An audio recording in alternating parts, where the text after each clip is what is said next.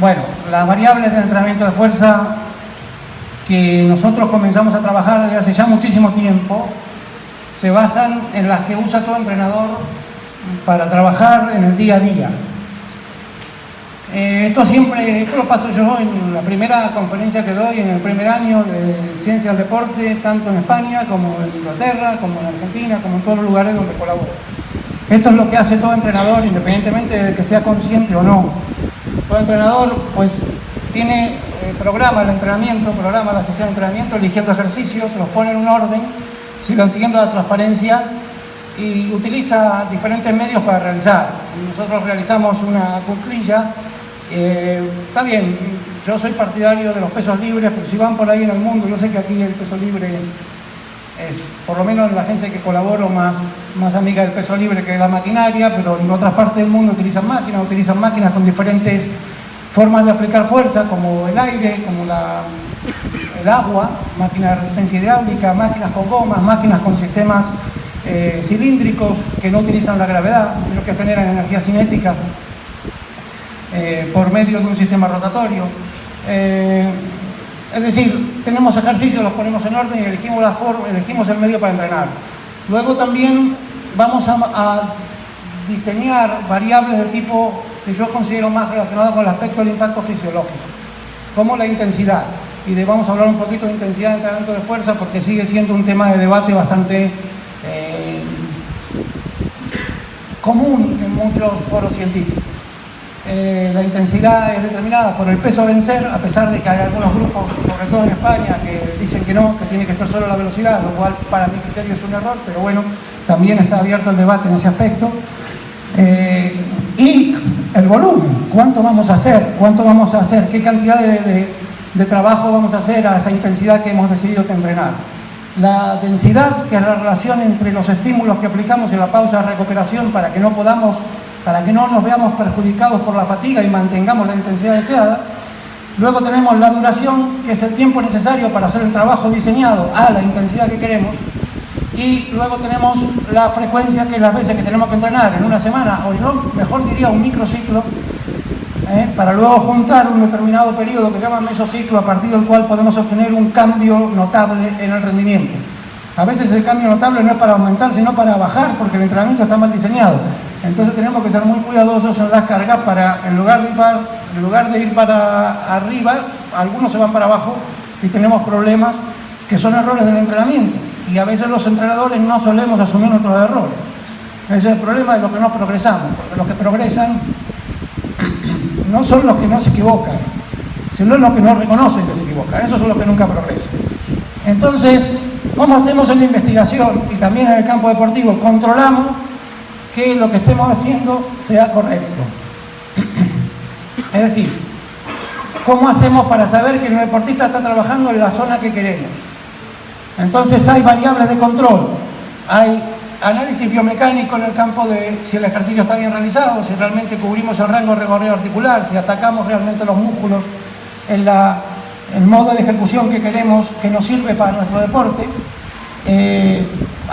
También podemos hacer análisis de la activación muscular. Hoy en día el análisis de electromiografía de superficie es bastante utilizado, bastante accesible en muchas universidades para ver la participación muscular, por ejemplo, en el caso de la prevención de lesiones, si un ejercicio está realmente activando la masa muscular que queremos y en la forma que queremos. La percepción del esfuerzo, que vamos a hablar hoy un rato, porque es la alternativa a no tener tecnología. Y posiblemente en muchos países, no solamente en Cuba, en muchos países en los cuales yo he tenido el privilegio de visitar, no hay tecnología. La tecnología la tienen los que investigamos y luego no sabemos enseñar a trabajar mejor a los que no investigan. Porque decimos, no, esto es muy difícil, tenemos que hacerlo con tecnología. Y aparece un país como Cuba, entre los mejores del mundo en rendimiento, que no tiene tecnología. Entonces, eso da al traste con mucha teoría que anda suelta por ahí. La idea es mejorar a partir de la tecnología, poder establecer relaciones para que los que no la tienen trabajen mejor. De hecho, el investigador no debe trabajar para publicar, debe trabajar para ayudar a los demás a trabajar mejor. Esa es la función del investigador, no publicar artículos que muy poca gente tiene acceso. También podemos meternos en la sangre, hoy no lo vamos a hacer, Y luego, evidentemente, con lo que el entrenador tiene es el rendimiento. Si el rendimiento se mueve en la dirección deseada, entonces podemos asumir que vamos por el camino adecuado. Si el rendimiento no se mueve en la dirección deseada, entonces tenemos que rever el programa de entrenamiento para no seguir cometiendo un error que en definitiva lleva a nuestro atleta al fracaso. Porque el proceso de entrenamiento es, en cierta medida, debe ser flexible, lo que le permite ser corregible si lo cogemos los errores a tiempo.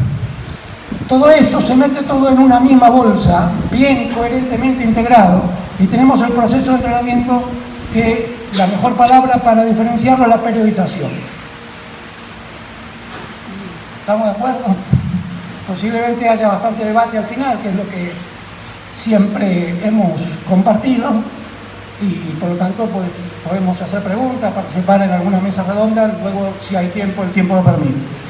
La técnica va a ser muy diferente a la que realiza en competición y por lo tanto ya no es un ejercicio especial, es un ejercicio auxiliar, que entra en la misma categoría que todos los ejercicios que usamos en la preparación física. Desde trotar, hacer jogging para un futbolista o para un jugador de béisbol, si es que lo usan, algo que no tiene nada que ver con lo que se hace en competición. Puede tener algún punto en común, pero la mecánica es muy significativamente diferente. Si una persona hace sentadilla o cuclilla, evidentemente un jugador de fútbol no hace eso en competición. Pero es un ejercicio que se puede usar en la preparación auxiliar con objetivos de lograr beneficios globales de fortalecimiento del organismo. Y de hecho la falta de fuerza en el organismo limita el rendimiento específico. Es un problema que muchos entrenadores, sobre todo en el fútbol y en algunos deportes de conjunto, no entienden. Se cree que al fútbol hay que entrenar jugando al fútbol. Entonces cuando tienen todas las lesiones que tienen. Porque falta la preparación física de base. Entonces hoy vamos a dar un poquito más de importancia a la preparación física de base. Primero porque soy un ferviente defensor de que limita el rendimiento específico y además porque trabajo de eso. Mi profesión es preparador físico. A pesar de que he hecho la carrera de ciencia del deporte, he hecho los posgrados y me he inclinado ahora en los últimos años por la ciencia, pero he trabajado más de 30 años como preparador físico de diferentes deportes. Pero yo vengo de ahí y encuentro bastante fundamento científico para que la persona, a partir de la preparación física, evite limitaciones sin ver más en el rendimiento específico. Vamos a ver cómo se manifiesta la fuerza, porque dentro de la preparación física vamos a hablar hoy de fuerza. Fuerza. La capacidad de aplicar fuerza viene de la capacidad de generar tensión muscular, que es una capacidad neuromuscular. A partir del sistema nervioso enviamos estímulos y intentamos contraer la masa muscular a una intensidad determinada, aplicar fuerza a un ritmo determinado. Si nosotros graficábamos teóricamente, una persona aplicando la mayor fuerza que pueda, con un peso muy pequeño, muy pequeño, y vamos progresivamente incrementando ese peso hasta que no lo pueda mover más, o lo pueda mover una sola vez y en la segunda repetición, sin pausa, no lo puede hacer, obtendremos un gráfico similar a ese. No quiero decir que sea idéntico para todos los ejercicios, pero va a ser bastante parecido en todos los ejercicios. En el cual, desde una carga muy pequeña, vamos a lograr muchísima velocidad de movimiento. La parte en donde se aplica fuerza con una carga muy pequeña, 15, 30, 40%, va a ser nada más que alrededor del 3, 5% del rango de recorrido articular. El resto se va a ir por inercia, por impulso. Pero la velocidad va a ser máxima. Hasta que la carga llega al máximo, en donde la velocidad es nula, porque no podemos mover no podemos realizar el ejercicio, nos quedamos aplicando fuerza sin capacidad de moverlo, y la fuerza es la máxima que podemos aplicar dentro de un mecanismo o un modo de acción isométrico o estático. En el medio vamos a encontrar una combinación idónea entre fuerza aplicada y velocidad que nos va a dar un valor de potencia. De hecho, no lo encontramos en el medio. En el medio podemos encontrar el máximo valor de potencia logrado, que es el mejor producto entre fuerza aplicada y velocidad alcanzada. Hay algunos ejercicios que se mueven hacia adelante y otros que se mueven para atrás. Y hay ejercicios en los cuales alcanzamos la máxima potencia con pesos más bajos, que son generalmente los ejercicios de los que se mueven con una sola articulación. Monarticular. Single joint. Bueno, sentado en una camilla, hacer una extensión de cuádriceps. Suele tener la máxima potencia por debajo del 50%. Pero si vamos a los ejercicios de levantamiento olímpico, que a mí me gustan mucho como elemento de preparación física, soy un defensor de que los ejercicios de levantamiento olímpico tienen que aplicarse y tienen que enseñarse desde los chiquititos, desde que son muy pequeños, para que aprendan a hacer la técnica y lo puedan utilizar como medio de fortalecimiento para evitar lesiones cuando realizan otro tipo de deportes. Cualquier posición está de las mejores asociaciones del mundo, la American College of Sport Medicine, British, la UK, que es la asociación británica de entrenadores de fuerza, o la Asociación Americana de Entrenadores de Fuerza. Nombro eso no porque sean mejores, sino porque hacen investigación, entonces transmiten el conocimiento. Hoy en día están de acuerdo en que la fuerza tiene que empezar a entrenar con ejercicios, siempre y cuando esos sean correctamente realizados, desde la menor edad posible.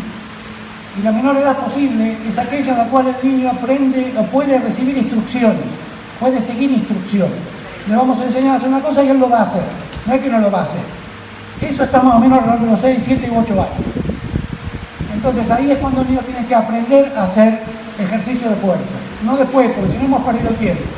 Pero en el año 2001 también fui a trabajar con los mexicanos en el Distrito Federal, en Necaxa, y ellos me contrataron a mí para que les explique cómo entrenar la fuerza en los juveniles. Y yo le dije, ¿por qué los juveniles? Que tienen 17, 18 años. No, bueno, porque hasta esa edad no entrenamos la fuerza. ¿Por qué regalan? Entonces yo le dije, ¿por qué regalan 10 años? Cuando tienen que empezar a los 7, van a empezar a los 17. Esos 10 años los van a pagar con creces después. Al final los convencí y empezaron a entrenar la fuerza con los chicos de 8 años. ¿No? Sí, no entrenar la fuerza para hacer fuerza máxima, entrenar la fuerza para aprender las técnicas de ejecución que va a acarrear resultados demostrables hoy en día, que reducen la incidencia de lesión. Al reducir la incidencia de lesión en los jóvenes se reduce la deserción del deporte, y lo que es más importante, que no es sacar un campeón, es que reducimos el sedentarismo a los adultos, porque pueden tener una posibilidad de tener una vida activa desde pequeños. Mucho sedentarismo que hay ahora en muchos países se debe a que la gente abandona el deporte por lesiones, por hacer actividades a las cuales no está preparado. Uno está preparado para hacer fuerza supervisado por un buen entrenador. Tal vez no esté preparado para recibir una lesión de una patada o un golpe en un deporte de contacto, como puede ser el fútbol americano, el rugby o el fútbol en sí mismo. Y para eso tenemos que hacer fuerza, para que esa posibilidad de lesionarnos por sobrecarga en un deporte que es asistemático y no es controlado, disminuya. Es mucho más controlado hacer pesas que ir a jugar al fútbol. Y jugar al fútbol no es controlado. Puede pasar cualquier cosa.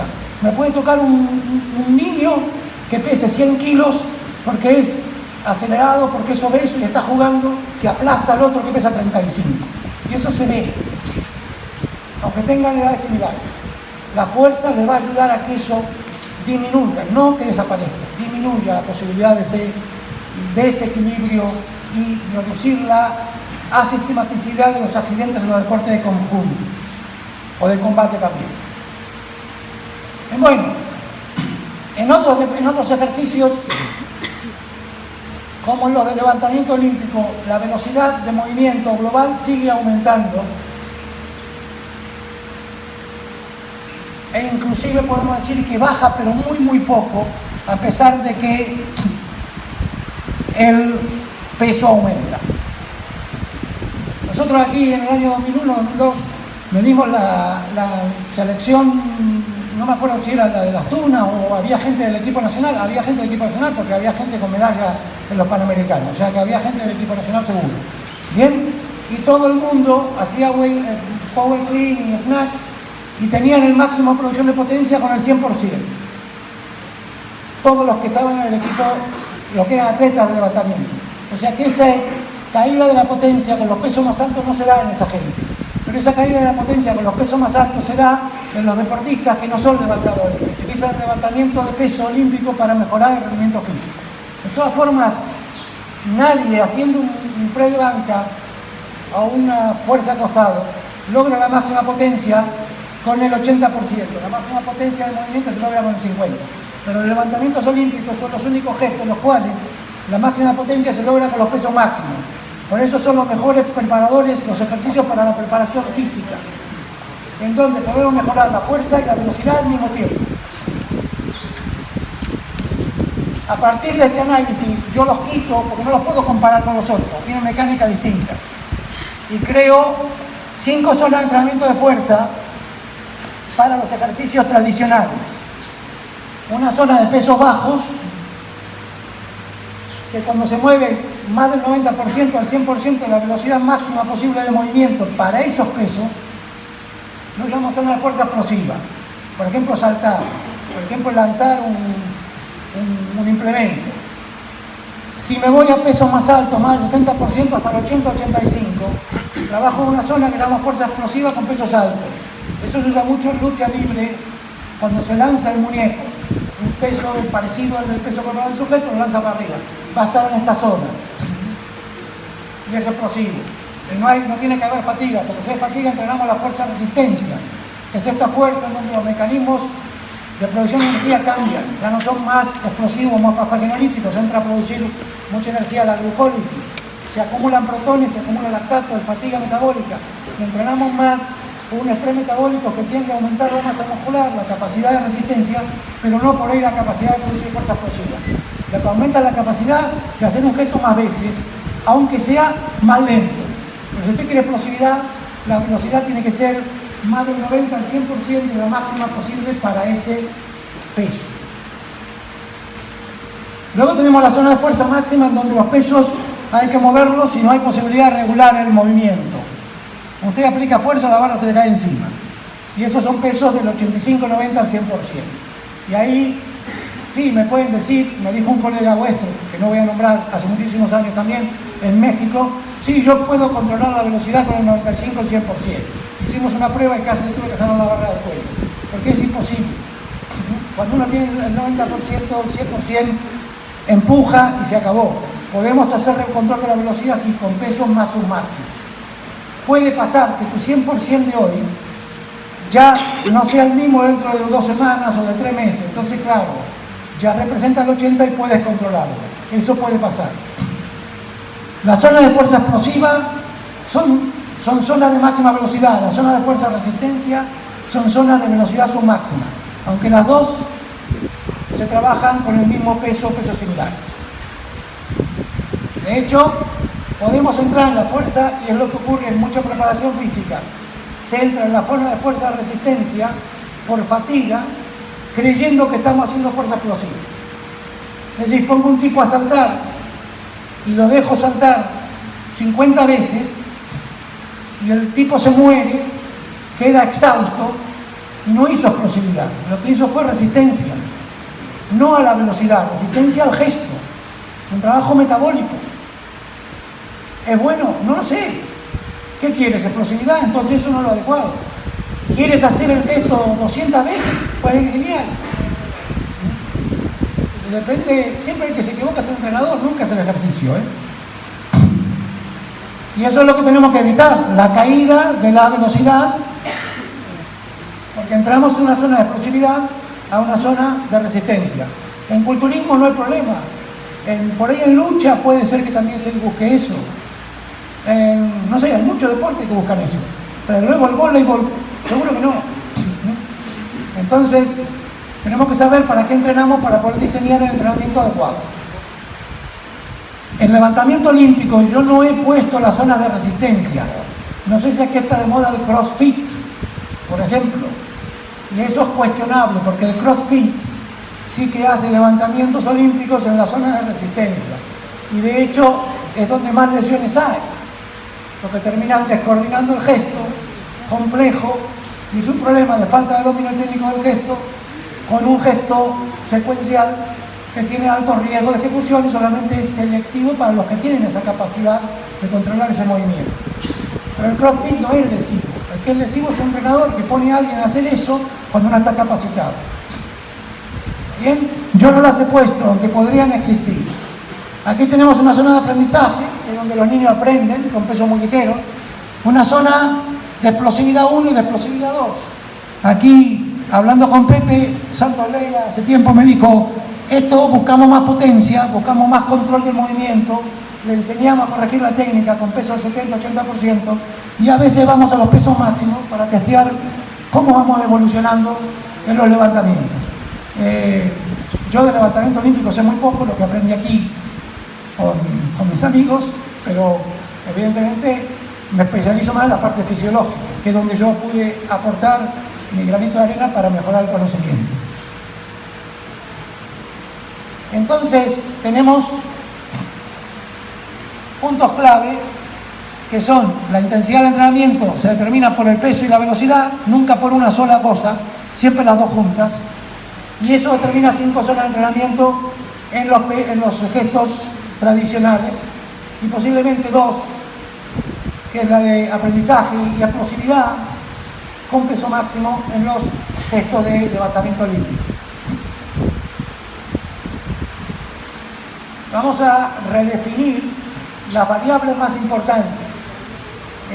Simplemente un repaso para luego ir a la parte de control del entrenamiento. Decidme si voy bien con el tiempo, ¿no? Porque yo puedo seguir hablando un rato largo.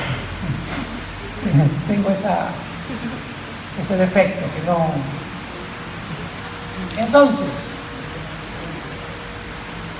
cuando hablamos de la variable de entrenamiento, no las mecánicas, sino las fisiológicas, definen la orientación del entrenamiento desde el punto de vista fisiológico. ¿Qué va a pasar adentro del organismo?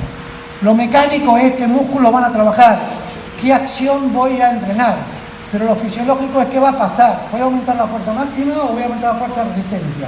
¿Voy a ganar la masa muscular o voy a mantener la masa muscular y voy a intentar ganar fuerza aunque la masa muscular no crezca significativamente? En la literatura en los últimos años descubrimos 2 tendencias muy concretas.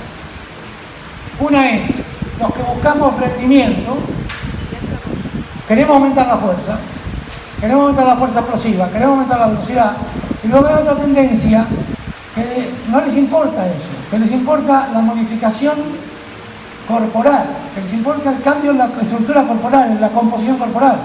Yo entreno para ganar masa muscular. Si estoy más fuerte o más débil no me importa. Bien, por ahí aquí no hay tanta gente de esa, pero en otras partes del mundo créanme que hay más de esa que de la otra. Y son 2 cosas distintas, porque hay entrenamientos que sirven para las 2 cosas, juntos. Uno puede hacer ganancia de masa muscular siempre y cuando llegue al fallo muscular con cualquier peso, da igual el peso y da igual la velocidad. Puede entrenar con el 30% y hacer 100 repeticiones y quedar destrozado, hiperventilando, que lo tienen que llevar con un tubo de oxígeno y están haciendo hipertrofia. Y hacen 10 repeticiones, llegando al fallo muscular, la sensación metabólica no es tan dramática y también están logrando un valor similar de hipertrofia. ¿Por qué se entrena para hipertrofia con serie de 6, 8, 12 repeticiones? Porque es más fácil de que la gente lo siga. Imagínense, si cada vez que van al gimnasio tienen que hacer 3 series de 100, es dramático, es muy estresante, no solo desde el punto de vista mecánico, sino también metabólico. La gente no puede mantener ese entrenamiento por largo término. Por eso los americanos llaman zona de hipertrofia a la que mueven entre el 6, 60, 70, 80%, serie de 6, 12 repeticiones. Pero en realidad la zona de hipertrofia no existe. Lo que existe es una adaptación estructural del organismo al entrenamiento de fuerza, que es el engrosamiento de la célula muscular, que es la hipertrofia. Y lo podemos lograr con diferentes formas de trabajo. Pero el aumento de la fuerza máxima, el aumento de la fuerza explosiva, no se logra con cualquier carga. Hay que hacer una carga específica, y más específica es cuanto más entrenado está el sujeto. Menos entrenado usted, como yo le digo a mis alumnos, un tipo que nunca hizo nada, entra al gimnasio, respira, mira lo que hacen los demás y ya mejoró. Se fue a su casa, ya mejoró, ya está mejor, ya se cree que es mejor. Psicológicamente el tipo ya está, mañana empiezo, y empieza a entrar en calor antes de dormir. Pero un tipo entrenado, no, un tipo entrenado tiene que entrenar específicamente lo que tiene que hacer. Si quiere aumentar la fuerza máxima, posiblemente tenga que ir a esa zona. Si tiene que entrenar la fuerza explosiva, tendrá que utilizar un implemento ligero para mejorar la fuerza explosiva, si no, aquí no la va a mejorar. Entonces, vamos a entrenarnos a trabajar más hoy en la zona de rendimiento, no en el tanto de hipertrofia. La intensidad. La intensidad es un problema en el entrenamiento de fuerza, porque ustedes van a medir la velocidad y corren home primera. Cuando son 27 metros, tú mires el tiempo y bueno, hago mi máxima velocidad, 4 segundos, mañana lo hago en 5, lo hago más lento, menos intensidad. En el entrenamiento de fuerza no es tan fácil, porque la intensidad es la combinación del peso expresado en forma relativa, un porcentaje de un máximo, que aunque no lo sepamos, igual existe, y lo podemos estimar por la percepción, y la velocidad con que se mueve ese peso. Entonces es una combinación. Tenemos el peso, la fuerza aplicada, la velocidad resultante, que además va a impactar al sujeto y va a determinar un esfuerzo. El esfuerzo puede ser máximo y podemos no tener percepción de fatiga. Lancen la jabalina. ¿Están cansados? No. Estoy bien, pero el esfuerzo fue máximo. Lancen un medicine ball lo más lejos que puedan, lo mismo. Salten una vez. Ya está, la frecuencia cardíaca no aumenta y el esfuerzo fue máximo. No hay relación entre el estrés cardiovascular y el esfuerzo muscular en los entrenamientos de fuerza. No lo hay. Lo hay en algunas zonas de entrenamiento de resistencia, pero en el entrenamiento de fuerza el tema cardiovascular no indica el nivel de esfuerzo para rendimiento. Indica un estrés cardíaco que lo tenemos en cuenta con cardíacos, con mayores, con gente con problemas, pero no para deportistas. No define la zona de entrenamiento ni nada que se le parezca. Pero hay un esfuerzo y de eso vamos a ver cómo manejamos ese esfuerzo para controlar la intensidad de entrenamiento de fuerza si no tenemos tecnología. Tenemos pesos representados en porcentaje, que es la fuerza, la carga relativa, que insisto, siempre existen. Hay un grupo en España, especialmente con el cual yo no tengo muy buena relación científica. Vamos a comer, nos saludamos todos, pero científicamente trabajamos no completamente distintos. Tenemos ideas, en algún punto nos diferenciamos. Ellos no toman en cuenta esto. Para mí es un error, porque tú no puedes ignorar un valor que existe porque está ahí. Pero no puedes tomar un RM. ¿Quién toma un RM? Yo no tomo test de un RM. Ayer no tomamos test de un RM. Y ahora yo les voy a poner una estimación de uno de los test que hicimos ayer, en 10 minutos. Lo podemos estimar por la percepción o por la velocidad del movimiento. No es algo tan imposible. Yo, cualquier tipo que haga pesas, le pregunto, ¿qué peso representa esto para ti? Y él me va a decir, esto es el 60%. Y no va a estar muy equivocado. Lo mismo que el corredor de velocidad, que te dice, he corrido en 10:33. Yo lo he visto. Para mí es imposible, nunca he corrido a velocidad. Y ellos tienen la percepción de identificar su rendimiento. Con la fuerza pasa lo mismo. Entonces esto está con pesos ligeros, baja velocidad. Trabajamos en una intensidad de movimiento relativamente más baja para el endurance, para la resistencia. ¿Y qué pasa? ¿Puedo yo decir que ese esfuerzo es submáximo? Si yo les hago hacer una serie al fallo con el 50% del peso máximo, a una velocidad que elijan, que hagan la que quieran, empiecen a hacerlo al gesto que quieran. Si yo les paro a la tercera repetición, me van a decir que el esfuerzo es pobre, que el esfuerzo es bajo, que no tienen una percepción de esfuerzo alto. Pero si vosotros seguís hasta el fallo muscular y quedáis destrozados, no podés más, con ese mismo peso y esa misma velocidad, que además va a ir siendo cada vez más lenta a medida que progresa la fatiga, me vais a decir que el esfuerzo es máximo. ¿O no? quieren pueden hacer la prueba, pónganse a hacer cuclillas y díganme después de 5 repeticiones qué esfuerzo perciben y díganme al final, cuando hayan completado 80, 90 repeticiones, cómo fue el esfuerzo. La percepción de esfuerzo me puede indicar en qué parte estoy de una serie, qué lejos estoy del agotamiento. E inclusive hemos visto en trabajos que hemos publicado recientemente que también me puede indicar cambios de la velocidad de movimiento. Entonces aquí hay que trabajar para definir la intensidad. Si este mismo peso lo muevo a la máxima velocidad, la intensidad sube. ¿Bien? Pero por ahí el esfuerzo sigue siendo bajo, perceptivamente. Este mismo peso nunca puede dar una intensidad baja. Un peso de más del 80% nunca puede ser entrenado a baja intensidad. Es siempre máximo, porque el peso ya llegó a un tope. Lo único que podemos hacer es moverlo para arriba o para abajo la intensidad con pesos submáximos, que es donde se define la zona de fuerza explosiva o zona de fuerza resistencia. Entonces, la velocidad es la variable más importante, o no más importante, más influyente con pesos submáximos. Pero el peso relativo, el porcentaje de ese peso, es la variable más influyente con pesos más altos. Cuanto más arriba se van del 60, menos cuenta la velocidad. No quiere decir que no cuente, empieza a ser menos influyente y más influye el peso para determinar el estrés muscular. El volumen. El volumen es el problema de todos los preparadores. El problema de la planificación no está tanto en la intensidad, porque el entrenador sabe cuál es la intensidad alta, mediana o baja para cada ejercicio. El problema es que no sabemos qué volumen va a tolerar mi deportista. Y es la variable que más fluctúa.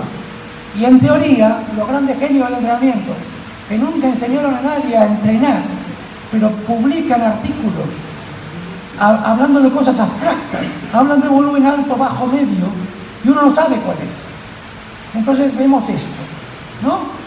Vemos que no entrenar no mejora, como si no lo supiéramos desde la época de los griegos, ¿no?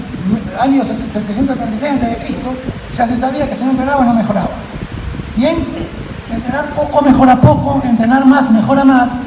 Llega un momento que entrenamos lo máximo que podamos, obtenemos el mejor beneficio, pero si nos pasamos de ahí, nos agotamos y en vez de ir para arriba vamos para abajo. Y el primer síntoma de que estamos entrenando excesivamente, ¿cuál es? ¿Cuál es? Uno de los primeros síntomas que aparece cuando entrenamos excesivamente. Después hablamos de eso. Uno de ellos, y muy importante, es la aparición de lesiones sin necesidad de que aparezcan, sin contacto. Solamente por entrenar me lesiono. Y eso es un problema que no debería presentarse. Un jugador se debería lesionar si otro le pega, no por entrenar. Entonces, en este artículo que acabamos de publicar,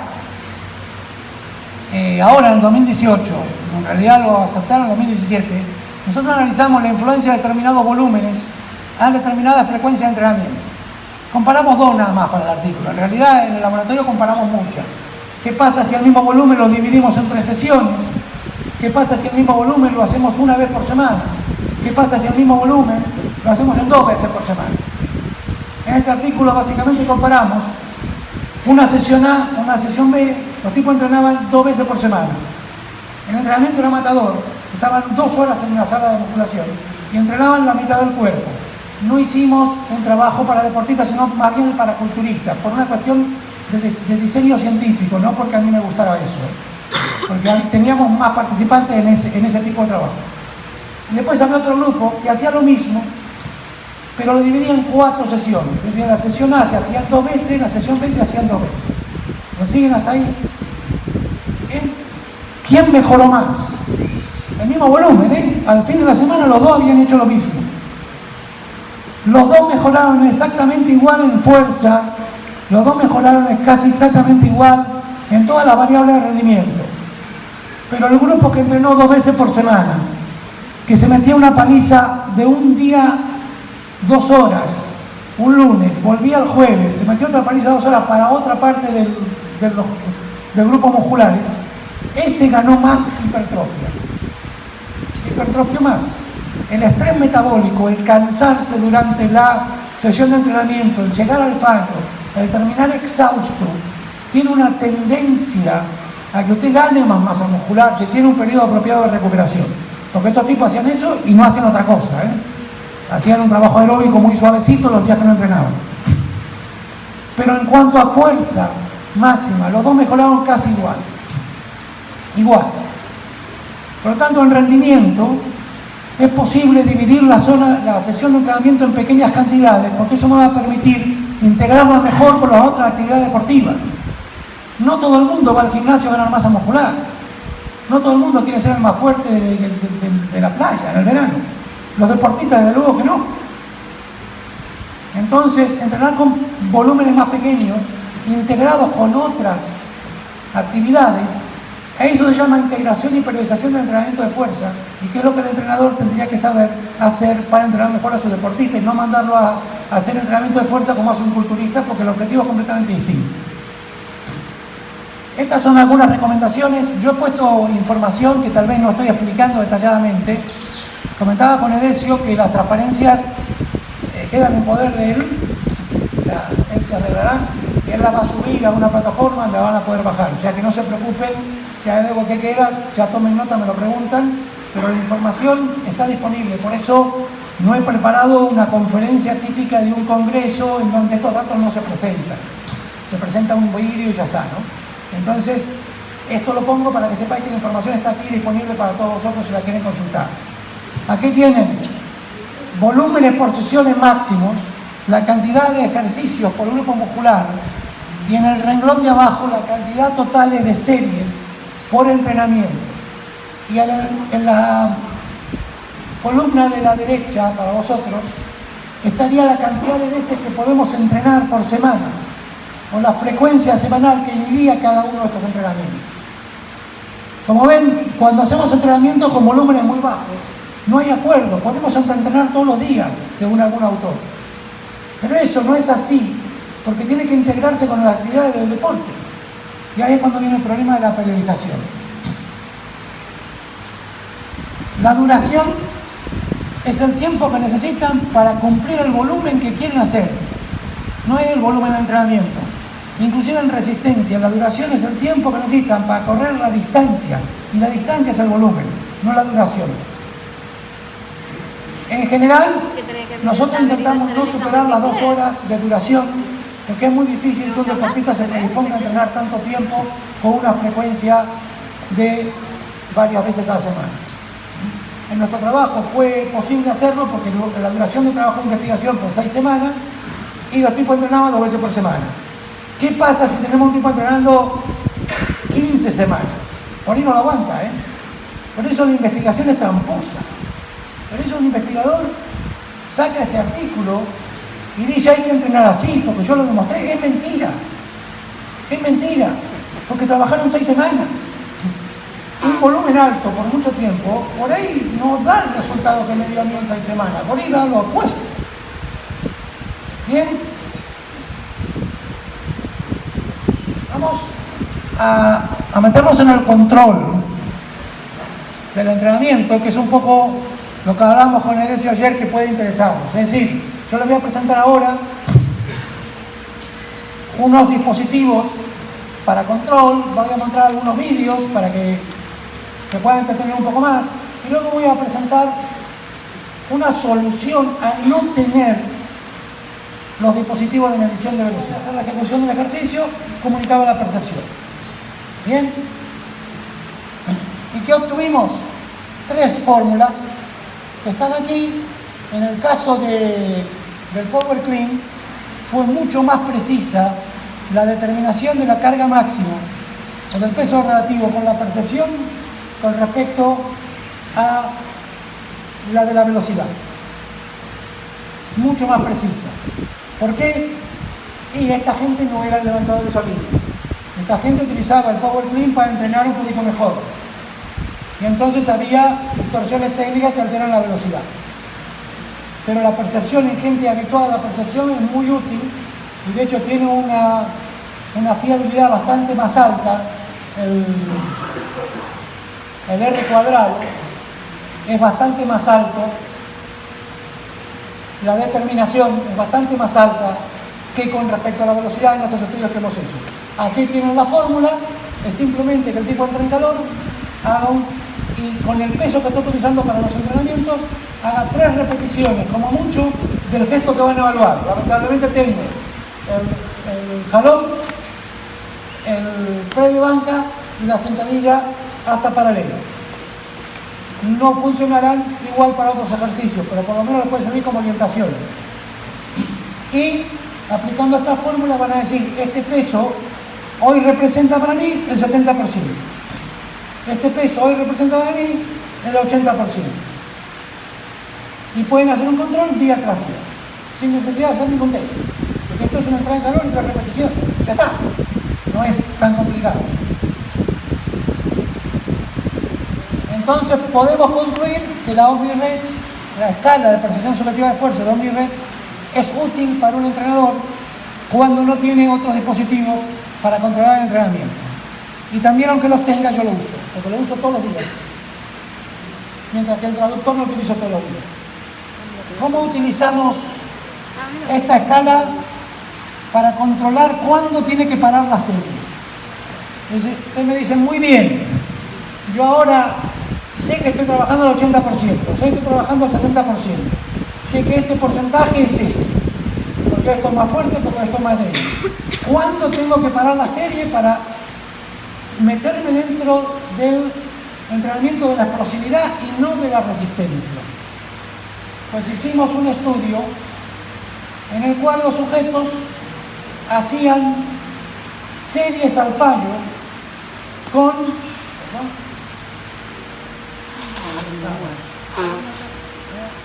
en este. En cada uno de estos días que están puestos en verde, luego de tomar el test de un RM, hacían series al fallo con el 30, 40, 50, 60, 70, 80 y 90% del peso, hasta que quedaban muy mal. Era el fallo real. La gente decía, no puedo más. Bueno, sigue, hasta que realmente tenía que parar. En cada una de las repeticiones se le midió la velocidad de movimiento y a su vez la porción iba diciendo la percepción subjetiva de esfuerzo. Entonces, una vez que identifico el peso, digo, bueno, ¿a qué velocidad voy a moverlo? Si no tengo un dispositivo de control de velocidad, que casi nunca lo tengo, porque lo utilizo para evaluar o para algunos entrenamientos, me manejo con la percepción subjetiva de esfuerzo. ¿Qué percepción debería tener al inicio y cuándo debería tener la serie si es que me aparece una percepción no deseada antes de cumplir las repeticiones planificadas? Y entonces creé esta tabla. En realidad tengo otra, que te la voy a mandar, es un poquito más complicada. Ya es para una clase, no para una conferencia. En esta tabla, aquí tenéis la variable. Os la explico no para que la analicemos ahora, sino para cuando tengáis el material lo podáis comprender, que es muy fácil de entender. Yo acá estoy viendo gente que no necesito ni explicar la tabla, posiblemente algunos más jóvenes que se han quedado, y los felicito porque muchos otros se han ido, y ocurre en todas las universidades del mundo, no se preocupen por eso, o sea que no les echen la bronca a los que se fueron, porque es normal. Estoy realmente asombrado de la cantidad de gente que se ha quedado, mucha más de la que esperaba. Los jóvenes sí, por ahí necesitan que se la explique un poquito, porque para quitarle trabajo a los profesores, estas son las variables. Tenemos el porcentaje estimado de un RM, que va en la zona de entrenamiento de fuerza que expliqué, más de 85, 60-85, 60, menos de 60, y vuelvo a repetir, 60-80 podría estar 85 y 30-60, porque aquí tenemos la zona de fuerza máxima, aquí la zona de resistencia es la zona de fuerza explosiva. La zona de resistencia en pesos ligeros y altos y la zona de fuerza explosiva en pesos ligeros y altos son lo mismo en cuanto a peso. Bien, pero son diferentes en cuanto a velocidad. Tenemos aquí las repeticiones que yo aconsejo por serie. No tenemos ningún dispositivo que me haga la velocidad, le vamos a poner la serie. Evitemos caer en la zona no deseada. Aquí no hay problema.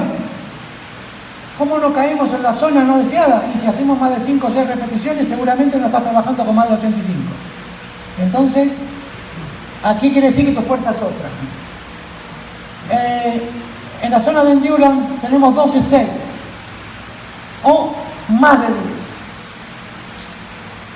Este valor de configuración de la serie significa el porcentaje de repeticiones que hace la persona con respecto a las máximas que podría realizar. Que es un criterio que seguramente lo conocerán como carácter del esfuerzo. No lo comparto. Entonces, ¿qué quiere decir?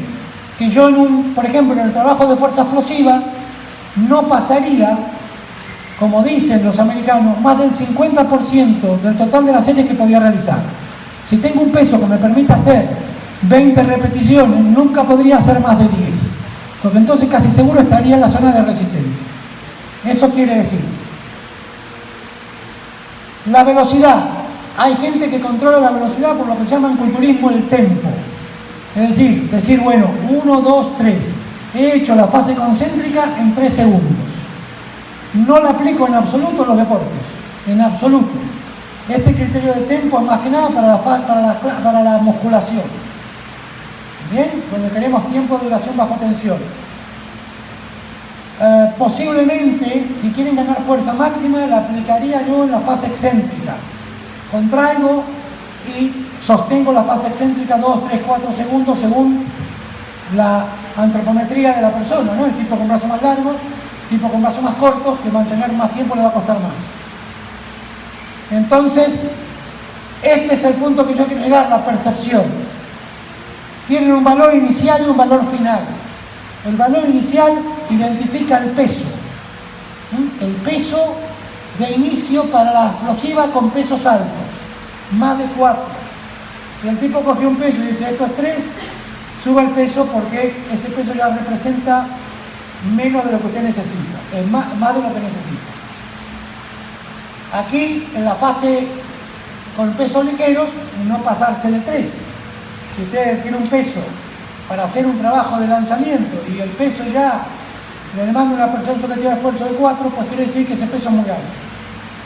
La final es la percepción que no deberíamos pisar cuando estamos haciendo repeticiones o un entrenamiento con muchas series, porque seguramente se asociará a una fatiga selectiva de las unidades motoras rápidas que lo ponen a usted a entrenar en una zona diferente. No tenemos el traductor, bueno, pero tiene usted su percepción y hágale caso, porque prefiero hacer un par de repeticiones menos y no tirar al diablo todo el entrenamiento. Las pausas de recuperación recomendadas entre series relativamente largas, no entre cada repetición. Cuando hacemos pausa entre cada repetición para mantener la velocidad, eso se llama cluster set, ¿no? Y bueno, también manejamos la percepción ahí, sería bastante más complejo meterlo en este ejemplo, pero lo podemos hablar.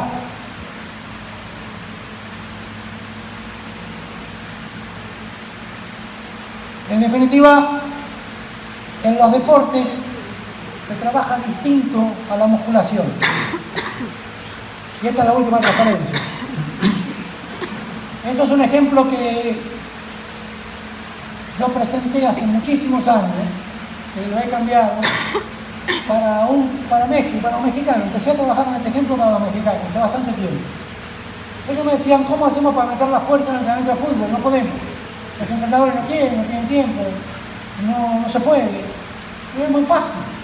Lo primero que tienen que hacer, y esto es verdad, es hacer como hacen los cubanos.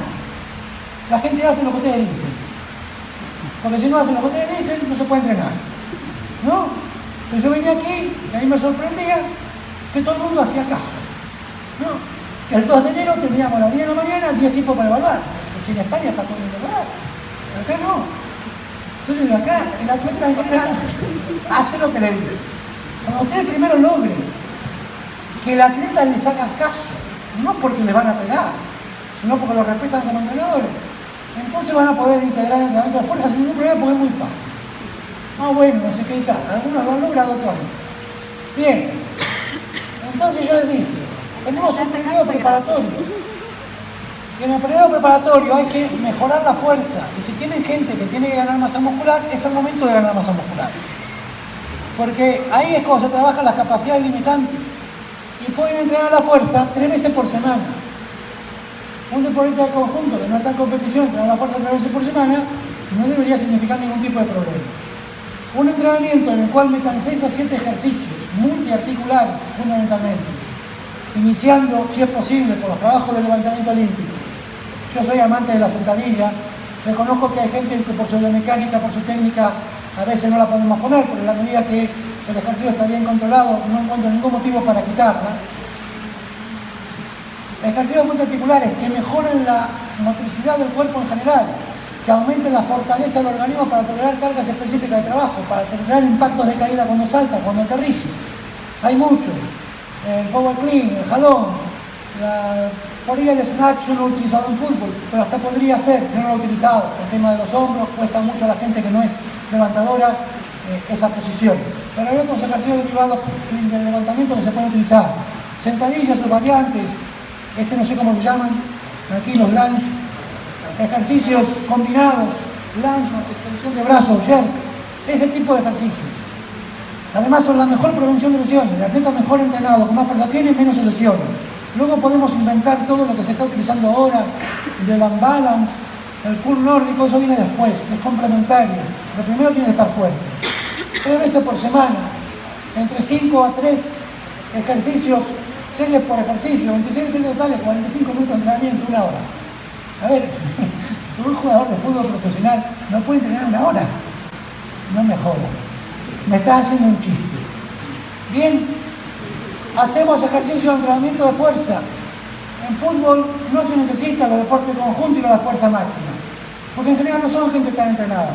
Con pesos altos por arriba del 60, 70, 80% la fuerza aumenta bien.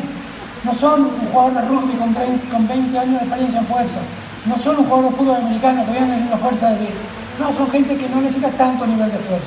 Es perfectamente aplicable esa zona. Si quieres ir a la fuerza máxima lo puedes hacer, pero muchas veces no es necesario. Y nada más. Gracias.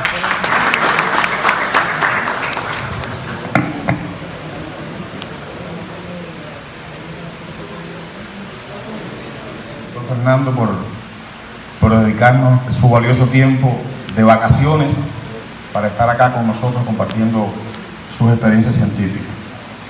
Es el momento de las preguntas. Si hay alguna pregunta, por favor, necesitamos que se presenten. El doctor Fernando conoce a algunos, pero no a la mayoría, y utilicen este micrófono. ¿Okay?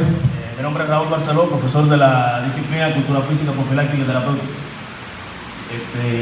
Desde siempre nos ha sentido la inquietud de qué esperar a que se lesione el atleta para readaptar o rehabilitar.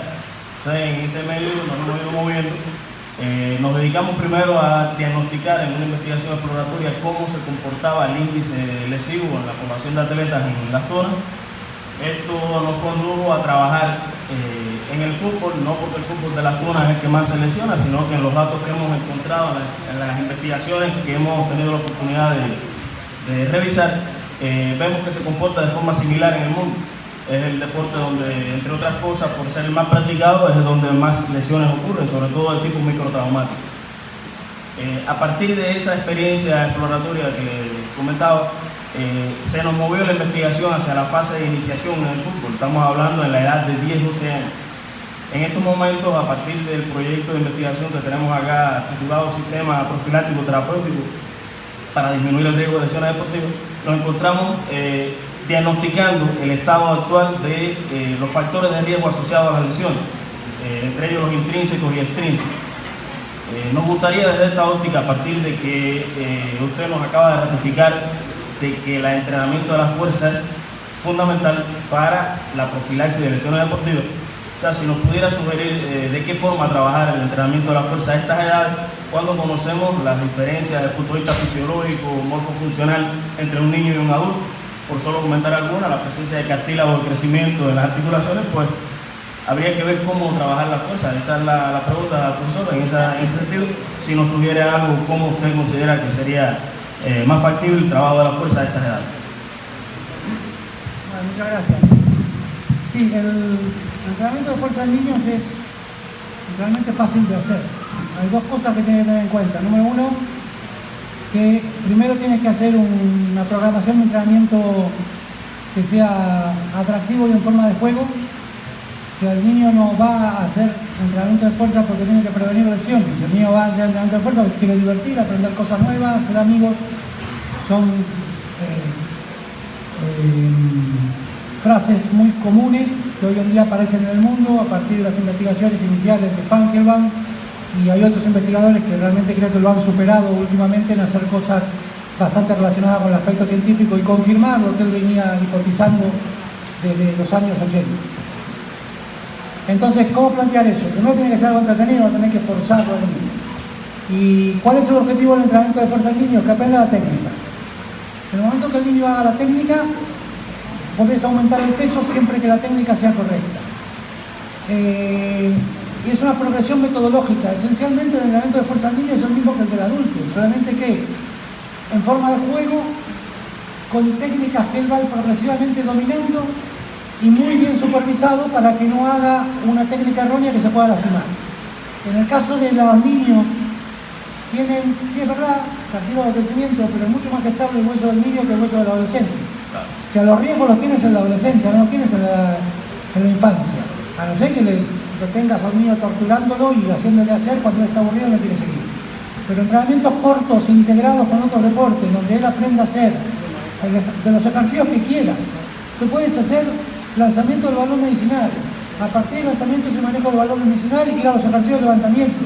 Empezar a hacer cuclillas con balón medicinal hasta luego pasar a usar una barra. O discos. Es decir, el único criterio es la técnica tiene que ser correcta y por eso tiene que ser supervisado, para que no empiece a hacer cosas incorrectas, pues empieza a jugar con el otro, ¿no? Entonces, ese es el único problema que hay: correcta técnica, progresión metodológica y entrenamientos frecuentes y jugados. El niño se recupera muy rápido, puede entrenar la fuerza todos los días. No es como el adulto, que necesita el niño puede hacer sentadilla todos los días. Lo que no puede hacer es un gran volumen, porque se va a cansar y va a empezar a hacer mal la técnica. Ese es el único problema. Y el peso no es el objetivo es la progresión metodológica para que lo haga correctamente. Si el niño hace bien con un peso, pues ponle un poco más. Si lo hace bien, le incrementas la dificultad, poniéndolo en ejercicio con un ligero grado de inestabilidad, con desplazamientos. Nosotros creamos en un estudio que hicimos en Madrid en el año 2009, no fue en el 2009, fue en el año 2010, 2011, justo antes que yo me fuera a Inglaterra, 70 diferentes ejercicios y una progresión metodológica en un estudio que duró 8 semanas. Lo hicimos en un club de fútbol, con un alumno de máster. Y el doctor Funkelbaum estuvo en esa programación porque estuvo haciendo una estancia con nosotros en España. Y estaban encantados, y los niños trabajaron con chalecos lastrados, de 5, 6 hasta de 7 kilos. No superaban el 10-20% del peso corporal. Hacían fondos con 2 o 3 brazos, apoyos. Hay muchos. El entrenamiento de fuerza no es hacer solamente cuclillas, es hacer muchas cosas. Trabajar con medicinol, con chalecos lastrados, con desplazamientos, con muchas cosas. Las cuclillas es un ejercicio más que vas a enseñar, nada más. El levantamiento olímpico es un ejercicio objetivo de enseñar. No importa que no lo aprenda a los 7 años, si lo aprende a los 9 o a los 10, habrá chicos que lo aprendan a los 7 y otros que lo aprendan a los 10, dependiendo de su maduración y desarrollo. Pero lo tiene que aprender, eso es lo seguro. Esas son las indicaciones generales que te puedo dar. Luego sí que hay programaciones. Yo en los últimos 7 años he dejado de ocuparme del tema de los niños. Lo único que he hecho fue dirigir una tesis doctoral, la de Adrián Casas, que fue brillante, que se inició en La Coruña. Adrián hizo una tesis demostrando de que el nivel de motricidad con entrenamiento de fuerza puede ser incrementado, y eso repercute a lo largo de un estudio que hizo en escuelas primarias en la Argentina, en la ciudad de Mar del Plata, como los niños que tenían mejor motricidad también eran los que reducían su nivel de grasa corporal a medida que avanzaban en la escuela primaria. Y se trabajó no en resistencia, en fuerza. Y eso se correlacionó con un nivel de actividad mayor en la infancia, mayor participación deportiva y una reducción consecuente del peso corporal. Entonces hay que entrenar la fuerza con juegos, hay que entrenar la fuerza con actividades en las cuales las pesas son una más. Pero también está el lanzamiento de los balones medicinales, los saltos con chalecos, los trabajos de tracción con cuerda, todo lo que se le pueda ocurrir. No sé si fui claro. Sí, perfectamente, doctor, gracias. Y una camisa que se usó en la primera etapa de los leñadores de las tunas, además mía.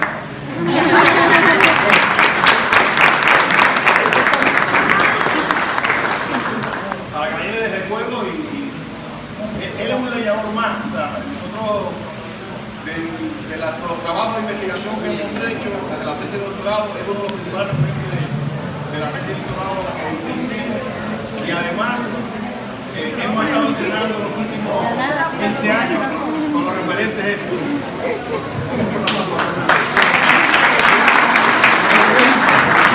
Bueno, muchas gracias. Tenía que agradecer al final. Yo lo que pasa es que me suelo emocionar y aunque parezca que soy muy serio y todo eso, en definitiva me emociono mucho cuando vengo a lugares específicos, ¿no? Siempre digo que volver a mi casa en la Argentina siempre es muy importante para mí, y volver a mi casa en Cuba también es muy importante para mí. Son las dos universidades con las cuales cuando voy de vacaciones termino dando una conferencia, trabajando. Así que muchas gracias a la doctora, a todos los que han venido, y especialmente a Edesio, que afortunadamente todavía tenemos aquí, y es un gran amigo. Gracias.